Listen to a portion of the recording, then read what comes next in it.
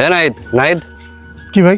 তোরে আঙুর বাগান তো অনেক কষ্টে একটা লোক পাইছি, তার কাছে বিক্রি করেছি। ঢাকার পাটের কাছে ফোন দিলাম, তা আঙুর নিতে চাচ্ছে না। এখন আম কাঁঠালের সিজন তো আম কাঁঠাল চলবে, আঙুর মোট নিতেই চাচ্ছে না। 40-50 টাকা হলে ভালো আম পাওয়া যায়। কি ডাকেন 300-400 টাকা কেজি আঙুর।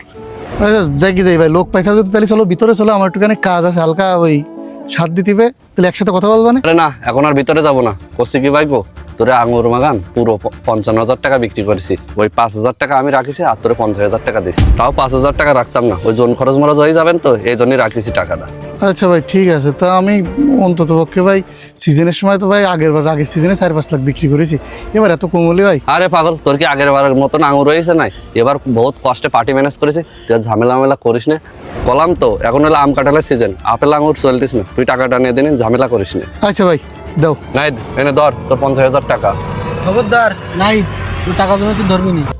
কেন আমার আঙ্গুর বাগান বেচার টাকা আমি ধরবো না কেন? হে জাহাঙ্গীর, তুই এর ভিতরে এসে আবার খাটি করতেছিস কেন? তার আর আমার মধ্যে আঙুর বেচা কিনা হয়ে গেছে। হ্যাঁ আমারও তো সেই প্রশ্ন, তুই আমার আঙ্গুর বেচতে দিচ্ছিস না কেন? মানা করতেছি কেন? তাহলে শোন, স্যার আঙুর বাগান তো দেখলেন, তাহলে অ্যাডভান্সটা দিয়ে দেন।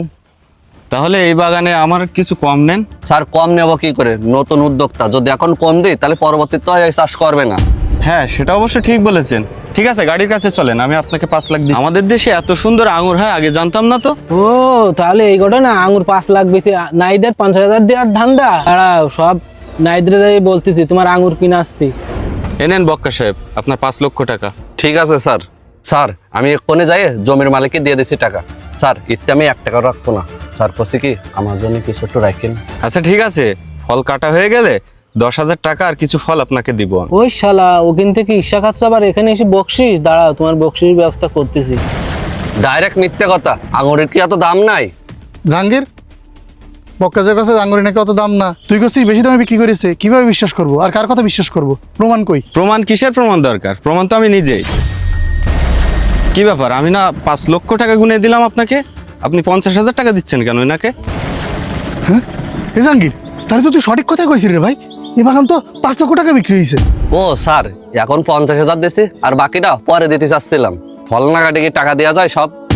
আপনি কি পাগল বুঝেন আমাকে? আমি আড়াল থেকে সবকিছুই শুনেছি। এই আপনাদের মতো মানুষের জন্য কোনো নতুন উদ্যোক্তা নতুন কিছু করার জন্য স্বপ্নই দেখতে পারে না। কি করব বলেন স্যার, আমাদের বাজারে তো সব চলে না, এই জন্য তো দালাল ধরা লাগে। হ্যাঁ জাহাঙ্গীর, তুই ঠিকই বলেছিস। স্যার আমাদের যে বাজার, এত ফলকে চলে, আর গ্রামের মানুষ কতটুকুই বা খায়। এই জন্যই তো এই বক্কার ভাই ওই ফল ফলাদির ব্যবসা করে বলে আমরা তার শরণাপন্ন হই। কিন্তু সে দেখেন এইভাবে আমাকে ঠকাচ্ছে। আমার এক সিজনে যে খরচ হয়েছে তার অর্ধেক টাকা উঠবে না, আমার লাভ তো বাদই থাকলো। আমি তো ভাবিছি এবার আঙ্গুরের যে অবস্থা, আঙ্গুরি করতে পারলে গাছ কেটে দেবো, দিয়ে এখানে মনে করেন অন্য ফসল করবো, ধান করবো। আঙ্গুর করে তো লাভ নেই কোনো। বক্কা সাহেব ভালো হয়ে যান, এই সমস্ত বাটপাড়ি বাদ দেন।